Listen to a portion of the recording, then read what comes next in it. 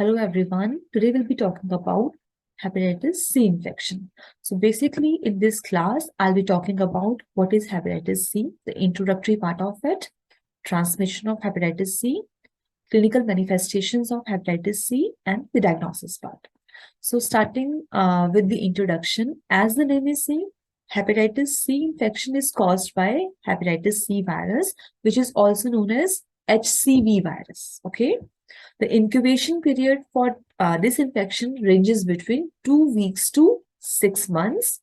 The prevalence is high, that is, it is present among 1 to 2% of people in the general population. And this virus has various genotypes. Genotypes ka matlab kya hai?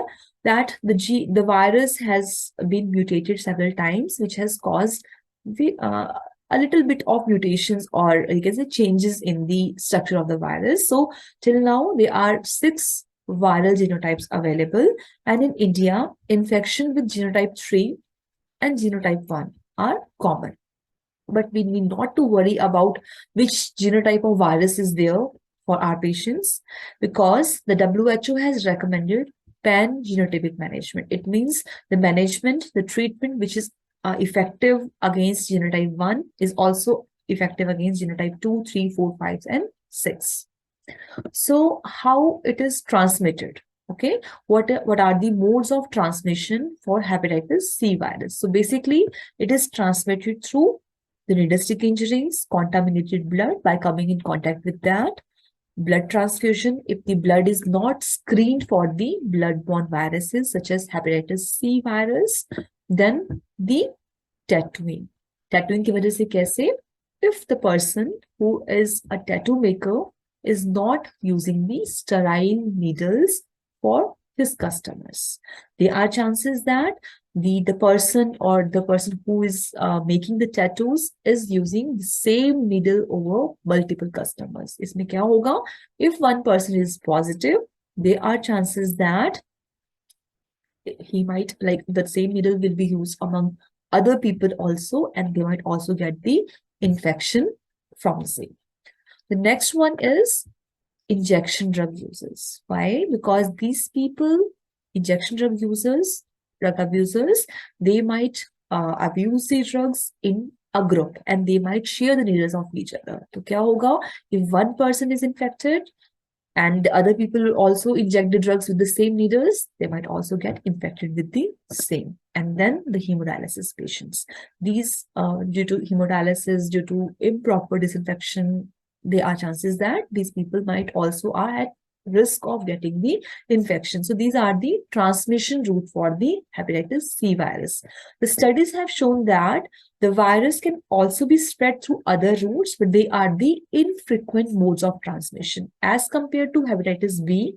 Hepatitis C ke liye, these modes are infrequent mode of transmission, such as unprotected sexual practices, use of personal use items such as nail clippers, razors, toothbrushes, or from mother to baby. ऐसा नहीं है कि spread नहीं होगा, but it is infrequent with these modes of transmission. The next one is clinical manifestations. ठीक है? जब भी हम jaundice, जब भी हम viral hepatitis की बात करते हैं, hepatitis की बात करते हैं, usually there are phases of the manifestation of this virus. Broadly, we divide them into prodromal phase, icteric phase, and the convalescent phase. So basically, when we talk about prodromal phase, the person might be having vague symptoms of the disease, such as flu-like symptoms might be there, anorexia might be there, abdominal pain might be there, nausea, vomiting might be there, but these are the vague symptoms. Afterwards comes the icteric phase, जहाँ पे थोड़ी सी liver-specific symptoms आने शुरू होंगे, such as a person might have icterus, there might be jaundice, the color of the urine might be very dark, the color of the stool might turn yellow. So these all happens because of the altered bile metabolism. And then comes the convalescent phase. So few of them will start to recover on their own. That is your convalescent phase, when the symptoms will start to subside. So the virus or this hepatitis C infection will be manifested as per the phases of the individual, in which phase the person is. Next one is diagnosis, कि हम इस disease को कैसे diagnose कर सकते हैं. So basically the diagnosis of this disease will be done it is a two step approach. कौन कौन से स्टेप्स है वो? कोई भी पेशेंट है, डेफिनेटली हिस्ट्री आप लोगे, फिजिकल एग्जामिनेशन आप करोगे, आप उसका लिवर फंक्शन टेस्ट चेक करोगे. These are some common tests which are performed. But for the specific testing of hepatitis C virus, you have to perform the anti-HCV antibody testing. What is that? Antibodies against the hepatitis C virus. तो आप blood test के through check करोगे कि patient को एंटी-HCV antibody जो है वो reactive है, पॉजिटिव है कि नहीं है. If it is positive, you'll be moving towards the second step. If it is negative, the person is free from the infection. The person doesn't have the infection. अगर वो पॉजिटिव हुआ, then you have to perform the HCV RNA testing. Okay? HCV RNA testing is a molecular testing. Anti-HCV antibody testing is a serological testing. तो first step में आप क्या करते हो? Antibody assess करते हो. सेकेंड स्टेप में आप देखते हो कि उस वायरस की कितनी copies are available. What is the quantification of this virus on the basis of HCV RNA. HCV is hepatitis C virus, RNA because this is a RNA virus. तो आप anti-HCV RNA चेक करोगे. अगर वो detect होता है, it means a person is having confirmed HCV infection.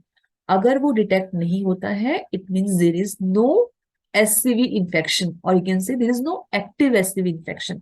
So basically for the diagnosis part, number one thing is anti-HCV antibodies. Number second thing is you have to perform the HCV RNA testing. So that's it for today's class. Thank you so much.